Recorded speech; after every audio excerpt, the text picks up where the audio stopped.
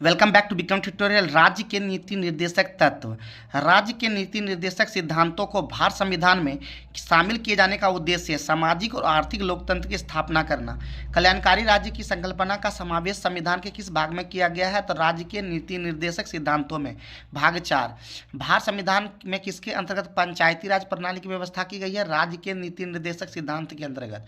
समान आचार संहिता राज्य के नीति निर्देशक तत्वों का भाग नहीं है, किंतु समान नागरिक संहिता नीति निर्देशक तत्व है। नीति निर्देशक सिद्धांत जो है वादयोगी नहीं है। अब इधर है पॉइंट, संविधान के किस अनुच्छेद में उद्योगों को प्रबंधन में कर्मचारी की भागीदारी का प्रावधान किया गया? अनुच्छेद 43 को। भारत के संविधान के सामान्य कार्य के लिए समान वेतन के अधिकार का प्रावधान कहाँ किया गया है? राज्य के नीति निर्देशक सिद्धांत में। पुरुषों और स्त्रियों को का समान कार्य के लिए समान वेतन राज्य के नीति निर्देशक तत्व में निहित है। राज्य के नीति निर्देशक सिद्धांत में कौन सा अनुच्छेद अंतर्राष्ट्रीय शांति और सुरक्षा के संवर्धन से संबंधित है? अनुच्छेद 51। राज्य के नीति निर्देशक सिद्धांत एक ऐसा चेक है जो बैंक की सुविधा अनुसार अदा किया जाता है। यह कथन किसका है? केटी शाह। अनुच्छेद 36 नीति निर्देशक तत्व में संदर्भ में राज्य की परिभाषा। अनुच्छेद 37 न्यायालय द्वारा परिवर्तनीय न होना। अनुच्छेद 38 लोक कल्याण की अभिवृद्धि के लिए सामाजिक व्यवस्था बनाना। अनुच्छेद 38(2) आय की असमानताओं को कम करने का प्रयास करना।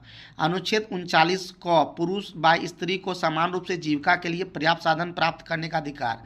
अनुच्छेद 39 ख समुदाय के भौतिक संसाधनों का स्वामित्व और नियंत्रण इस प्रकार हो जिसे सामूहिक हितों की सर्वोत्तम रूप से प्राप्ति हो। अनुच्छेद 39 घ पुरुषों व स्त्रियों दोनों का समान कार्य के लिए समान वेतन। अनुच्छेद 39 ऊहा पुरुष और स्त्री कर्मकारों को स्वास्थ्य एवं शक्ति का तथा बालकों की सुकुमार अवस्था का दुरुपयोग न हो। अनुच्छेद 40 ग्राम पंचायतों का गठन। अनुच्छेद 41 कुछ दशाओं में काम, शिक्षा एवं लोक सहायता पाने का अधिकार। अनुच्छेद 42 काम की न्याय संगत और मानवोचित दशाएं तथा प्रसूति सहायता। अनुच्छेद 43 कर्मकारों के निर्वाह के लिए मजदूरी आदि। अनुच्छेद 43 को उद्योगों के प्रबंधन में कर्मकारों का भाग लेना। अनुच्छेद 43 को सहकारी समितियों के स्वैच्छिक गठन, स्वायत्त संचालन, लोकतांत्रिक नियंत्रण तथा व्यावसायिक प्रबंधन को बढ़ावा देना।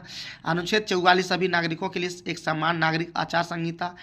अनुच्छेद 45 6 वर्ष से कम आयु के बच्चों के लिए निःशुल्क और अनिवार्य शिक्षा का प्रावधान।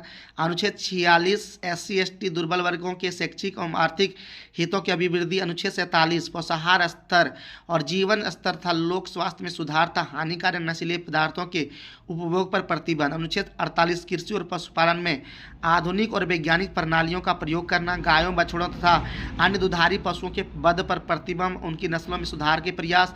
अनुच्छेद 48 को पर्यावरण का संरक्षण एवं संवर्धन और वन तथा वन्य जीवों की रक्षा। अनुच्छेद 49 राष्ट्रीय महत्व के कलात्मक या ऐतिहासिक अभिरुचि वाले स्मारकों या स्थानों या वस्तुओं का संरक्षण करना। अनुच्छेद 50 कार्यपालिका से न्यायपालिका का पृथक्करण। और अनुच्छेद 51 अंतर्राष्ट्रीय शांति और सुरक्षा की अभिवृद्धि। और लास्ट है मूल अधिकारी कानून से मान्य है, जबकि नीति निर्देशक तत्वों को नैतिक और राजनीतिक मान्यता प्राप्त है। तो आज के वीडियो में इतना ही, फिर नेक्स्ट वीडियो में मिलते हैं इसी तरह के ज़बरदस्त सेशन के साथ। तब तक देखते रहिए, सीखते रहिए, एक बार ठान ली कुछ करने का, नहीं रुक जाने का। धन्यवाद।